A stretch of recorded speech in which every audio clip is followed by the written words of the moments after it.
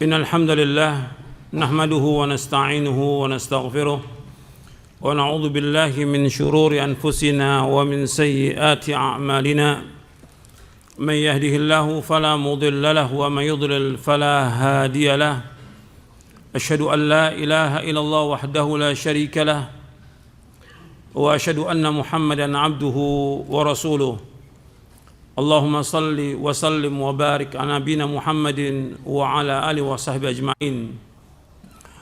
Ayolah ikhwah, a'azakumullah. Kita masuk surah Yusuf ayat 108.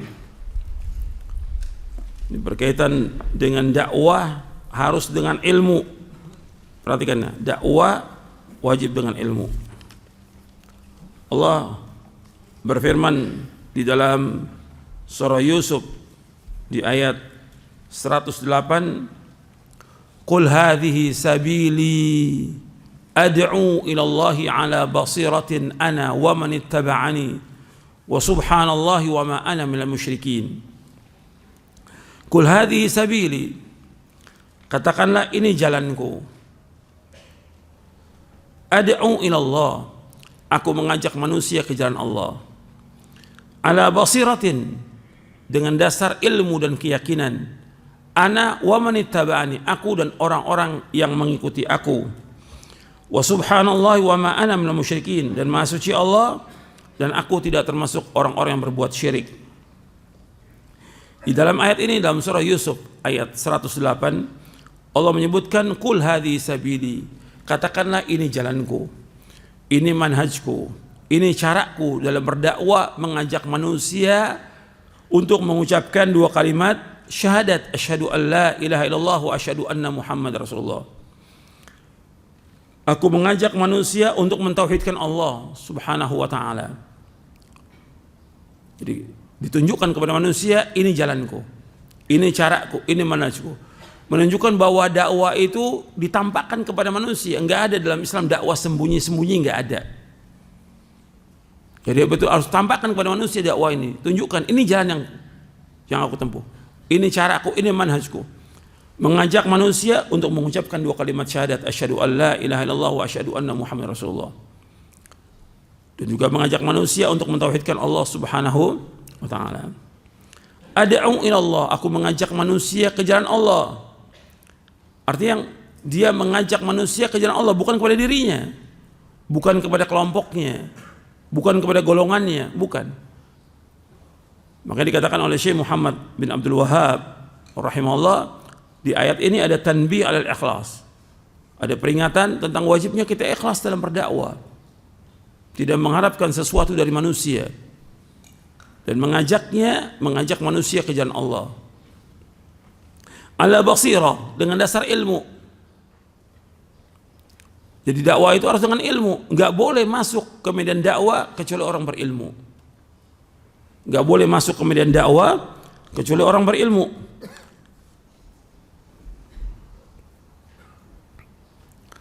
Dijelaskan oleh Al-Hafidh Ibnu Katsir dalam tafsirnya,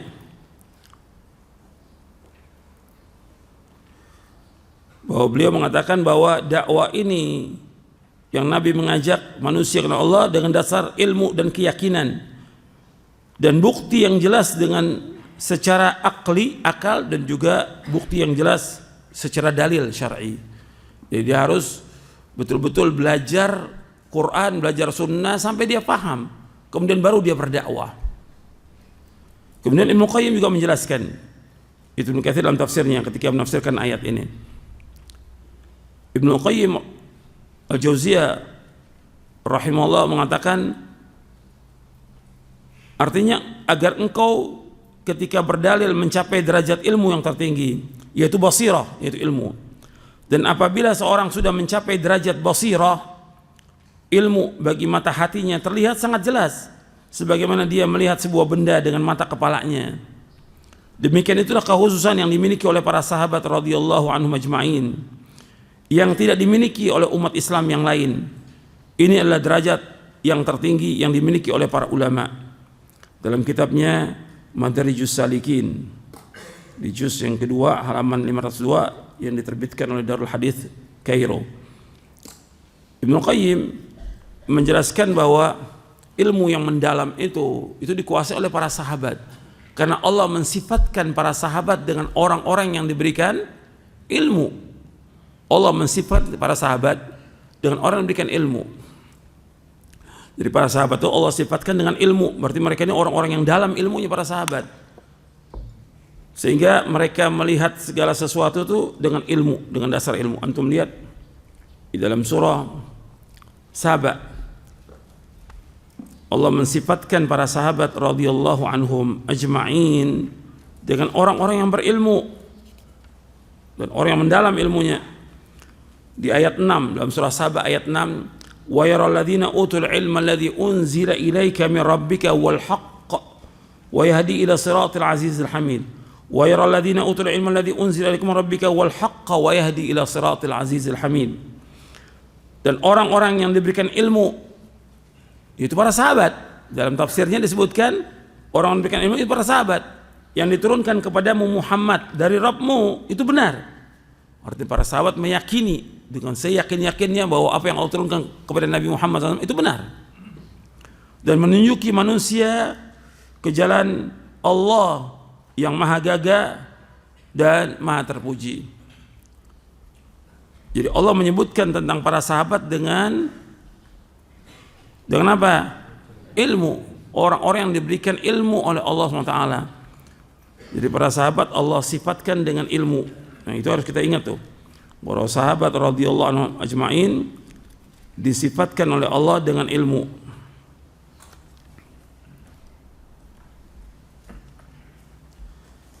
Jadi mereka adalah orang-orang berilmu. Makanya kita diperintahkan untuk mengikuti para sahabat radhiyallahu anhum ajma'in, karena mereka adalah orang-orang yang berilmu.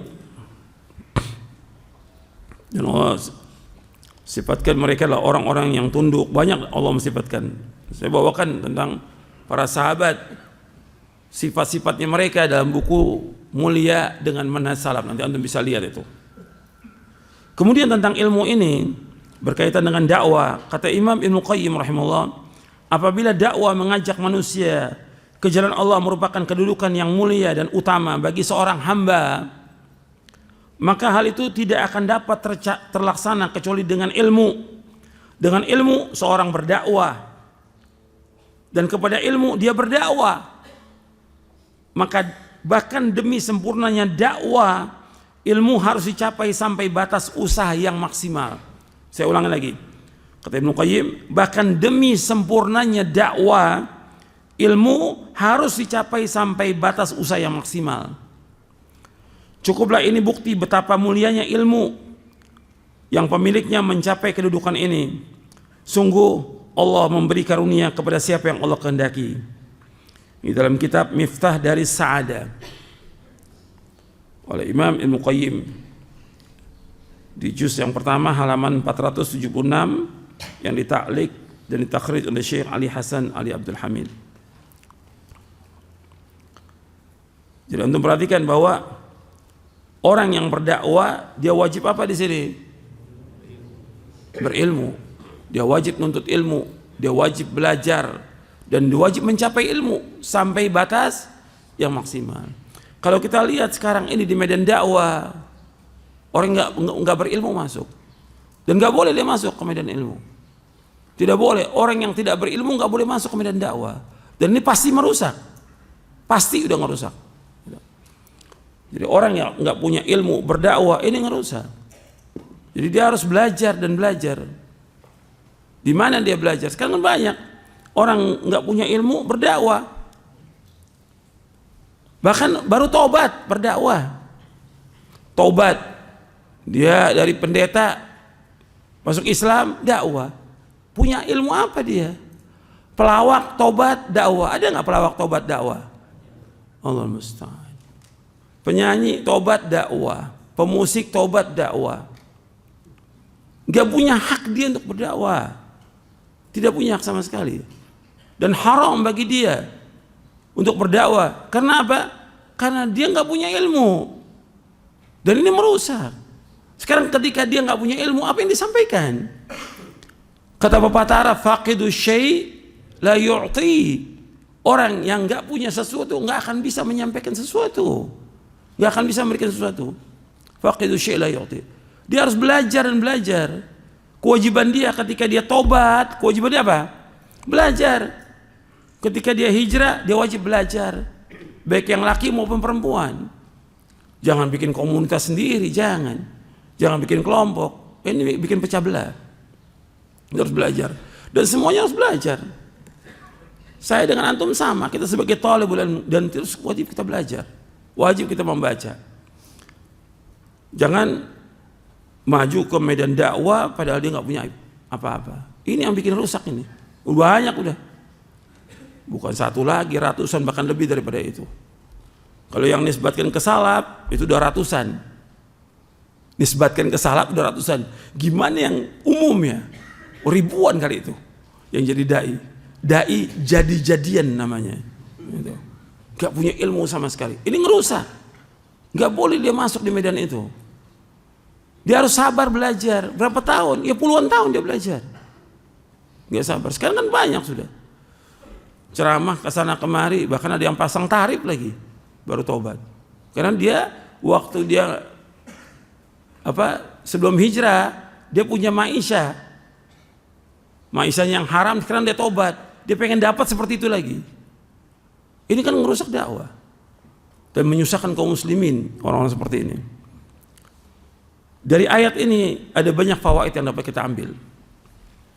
Saya sebutkan di buku syarah kitab tauhid ini ada 9. Yang pertama, dakwah mengajak kepada syahadat la ilaha illallah adalah jalannya para rasul. Itu jalannya Rasulullah SAW dan para pengikutnya.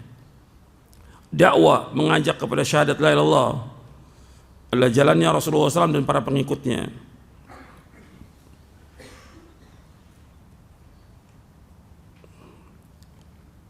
Makanya kita mengajak orang untuk mengucapkan 2 kalimat syahadat, mengajak orang untuk mentauhidkan Allah Subhanahu wa taala. Yang kedua, seorang dai atau ustadz wajib mempunyai basirah, mempunyai ilmu, wajib dia. Seorang dai, seorang ustadz wajib mempunyai basirah.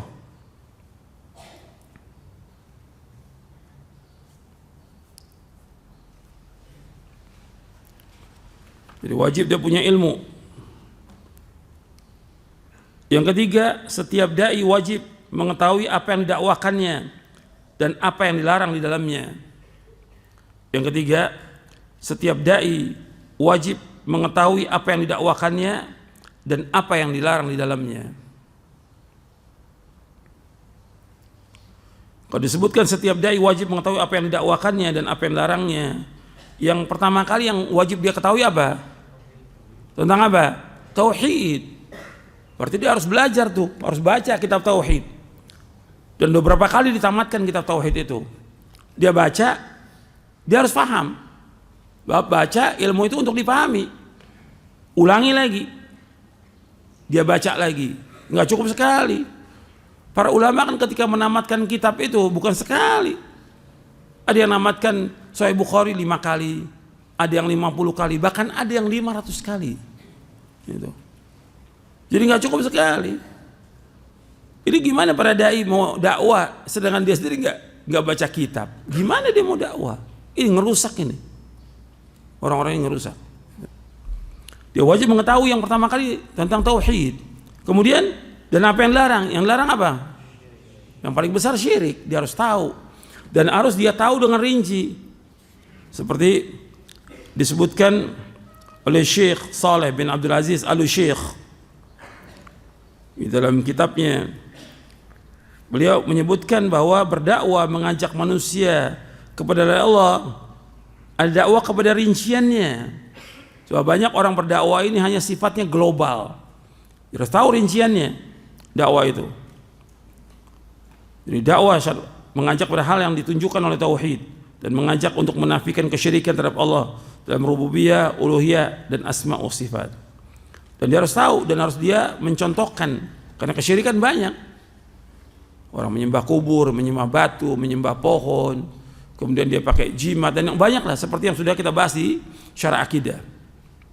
Dan itu harus tahu dia dengan rinci sehingga dia tidak jatuh dalam kesyirikan. Jadi dakwakan tauhid ini dengan benar, kemudian juga harus tahu dengan rinci dari apa yang dilarang itu. Yang keempat,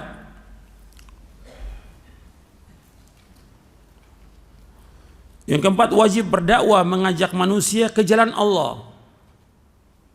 Wajib berdakwah mengajak manusia ke jalan Allah.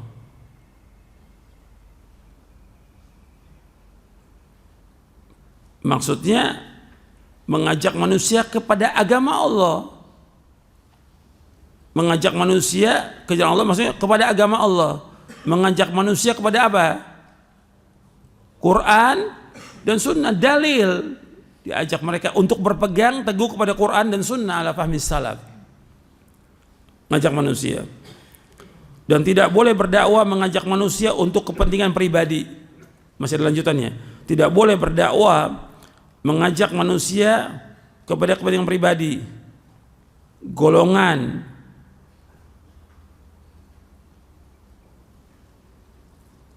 tidak boleh berdakwah mengajak manusia kepada kepentingan pribadi, untuk golongan, atau kelompok, atau mazhab dan lainnya.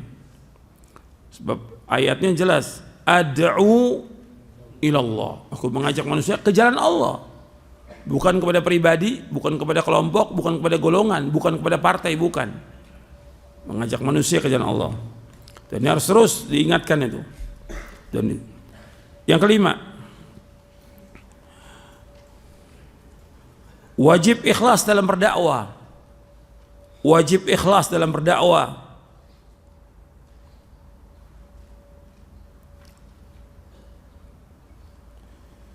Jadi wajib ikhlas dalam berdakwah. Tidak boleh seorang dai berdakwah untuk memperoleh harta. Tidak boleh seorang dai berdakwah untuk mendapatkan harta, kepemimpinan, jabatan, atau pujian manusia. Jadi tidak boleh seorang dai berdakwah untuk mendapatkan harta, kepemimpinan, jabatan, dan pujian dari manusia. Jadi wajib dia ikhlas. Karena itulah yang Allah perintahkan, dan dakwah termasuk ibadah. Wa ma umiru illa liya'budullaha mukhlishina lahuddin. Jelas tuh nas ayat Al-Qur'annya, banyak ayatnya. Dan tidaklah mereka diperintahkan melainkan untuk beribadah kepada Allah dengan ikhlas. Wa ma umiru illa liya'budullaha mukhlishina lahuddin hunafa wa yuqimus salata wa yu'tuz zakata wa dzalika dinul qayyim. Tidaklah mereka diperintahkan melainkan untuk beribadah kepada Allah dengan ikhlas, semata-mata karena agamanya, dengan lurus, mendirikan salat, mengeluarkan zakat, dan itulah agama yang lurus. Dan gak boleh dia berdakwah untuk mendapatkan harta. Dan ini sudah kita bahas beberapa kali, baik ayatnya maupun hadisnya, bahwa para nabi dan para rasul alaihi wasallam berdakwah tidak minta upah dan tidak mengharapkan upah dalam dakwahnya. Semua berdakwah karena Allah. Wa ma as'alukum alaihi min ajr in ajriya illa ala rabbil alamin. Aku enggak minta upah dari dakwahku, ganjaranku Allah yang tanggung. Semua nabi, semua rasul alaihi wasallam demikian. Bagi para sahabat radhiyallahu ajma'in, mereka berdakwah dengan ikhlas, tidak mengharapkan harta dari manusia, tidak mengharapkan sesuatu dari manusia, tidak mengharapkan kepemimpinan, jabatan, atau pujian, karena nggak akan ketemu itu dengan dakwah. Yang keenam, wajib mengikuti manhaj para sahabat radhiyallahu anhum ajma'in. Wajib mengikuti manhaj para sahabat radhiyallahu anhum ajma'in. Diambil dari kata-kata ana wa man ittaba'ani, aku dan orang-orang yang mengikuti aku.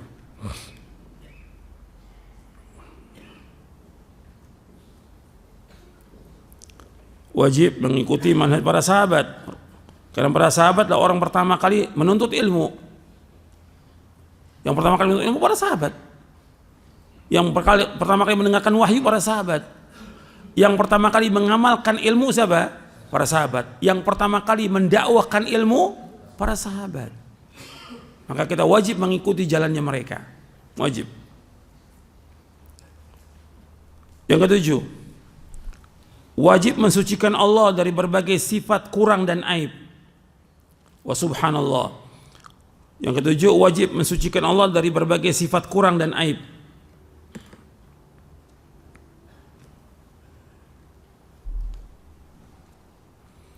Jadi kita wajib mensucikan Allah dalam berdakwah ini dari sifat-sifat kurang dan aib.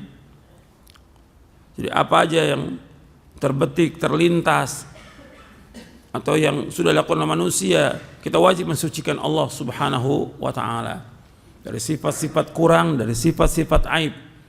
Itulah dakwah dengan kalimat wa subhanallah, maha suci Allah.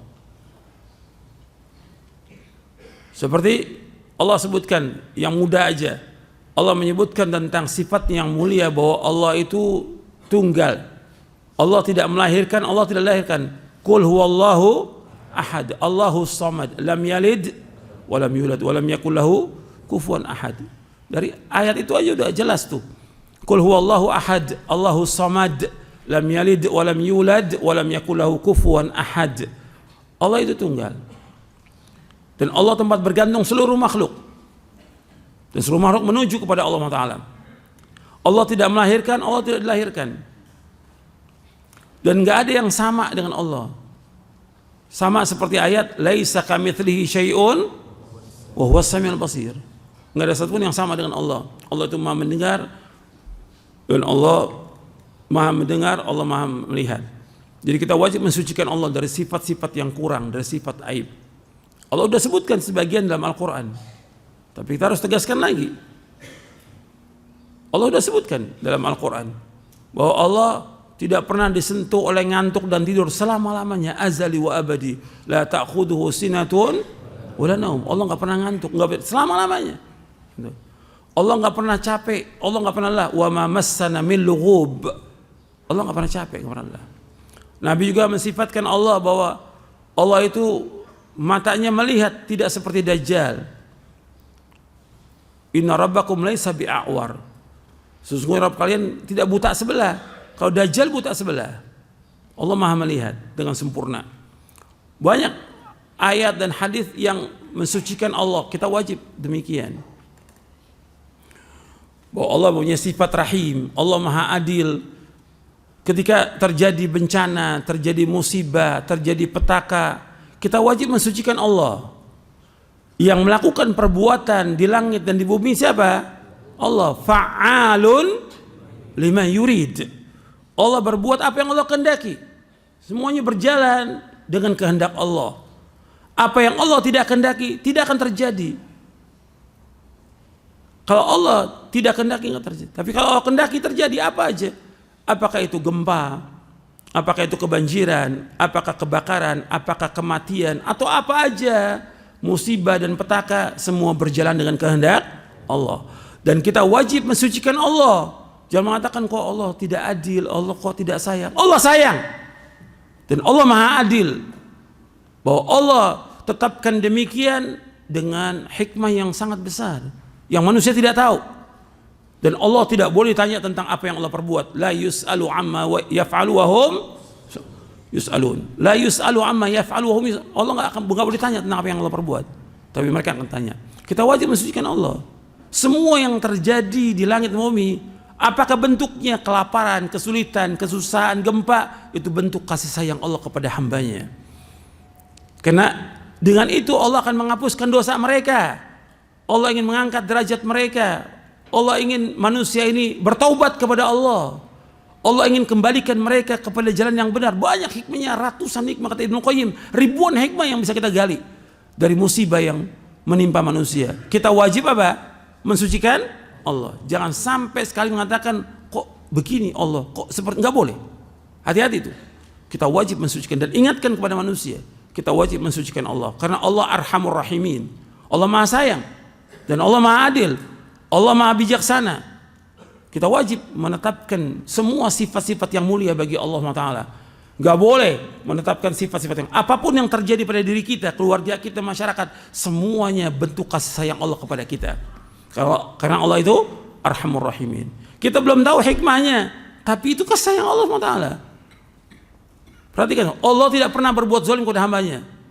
Perhatikan bahwa Allah tidak pernah berbuat zalim kepada hambanya sama sekali. Ayatnya banyak dalam Al-Quran. Wa ma Allah bidzalamil 'abid. Allah enggak pernah berbuat zalim kepada hambanya sama sekali. Jadi ini harus kita terus ingatkan tuh. Ketika kita mengalami kesulitan, kesusahan, Allah Maha Adil. Allah Maha Sayang. Tapi kita harus jalankan apa yang Allah perintahkan dan jalankan apa yang diperintahkan oleh Rasulullah SAW. Tapi jangan mensifatkan Allah dengan sifat-sifat yang buruk seperti orang-orang Yahudi, seperti orang-orang Nasrani, seperti orang-orang kafir dan yang lainnya. Jangan mengikuti mereka. Jadi kita wajib mensucikan Allah dalam dakwah ini. Dan ini terus dalam kita dakwah harus terus mensucikan Allah Subhanahu wa taala. Yang kedelapan, kita harus bara, berlepas diri dari kaum musyrikin. Kita harus bara. Yang insya Allah nanti pekan depan kita akan bahas tentang al-wala wal bara. Itu materi yang paling penting itu. Jadi kita berlepas diri dari kaum musyrikin, nggak boleh ikut acara-acara kaum musyrikin. Meskipun dengan nama apa aja, sekarang kan dipakai semua nama, dengan nama budaya, nama ini segala macam. Kita nggak boleh ikut. Kalau udah syirik nggak boleh. Kalau udah syirik, kewajiban kita apa? Berlepas diri dari kesyirikan. Makanya dakwahnya Nabi Ibrahim alaihissalam mendakwakan bagaimana orang ini beribadah kepada Allah dan menjauhkan syirik. Nabi Ibrahim mengajak kepada bapaknya dan kaumnya untuk mentauhidkan Allah. Antum lihat dalam surah Az-Zukhruf. Antum lihat dalam surah Az-Zukhruf bagaimana Nabi Ibrahim alaihissalatu wassalam mendakwakan bapaknya, mendakwakan kaumnya untuk beribadah kepada Allah. Wa idh qala Ibrahimu li abihi wa qaumihi innani bara'um mimma ta'budun illa alladhi fatarani fa innahu sayahdin wa ja'alaha kalimatan baqiyatan fi 'aqibihi la'allahum yarji'un. Dalam surah Az-Zukhruf ayat 28, 26 sampai 28. Surah Az-Zukhruf ayat 26 sampai 28. Wa idh qala Ibrahimu li abihi wa qaumihi innani bara'um mimma ta'budun.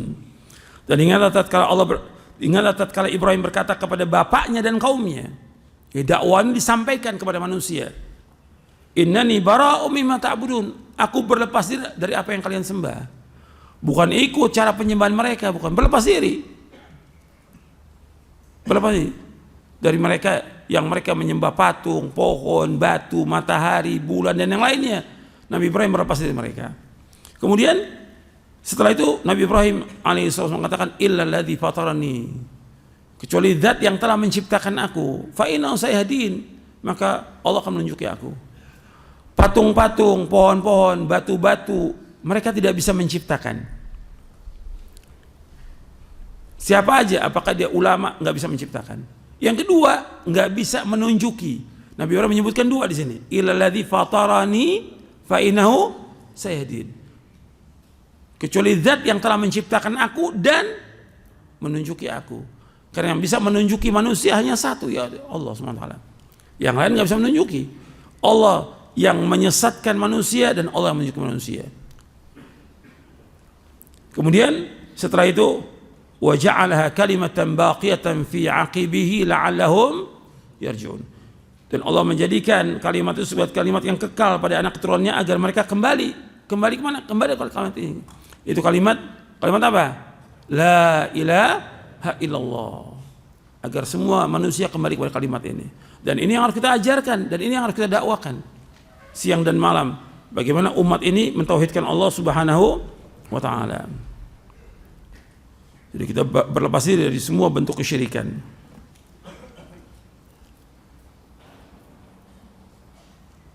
Yang kesembilan,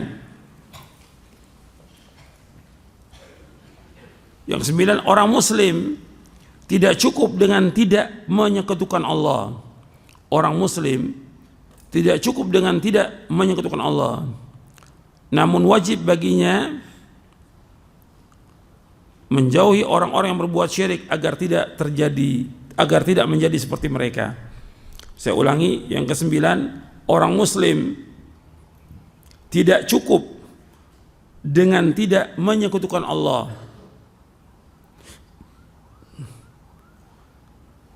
Namun wajib baginya menjauhi orang-orang yang berbuat syirik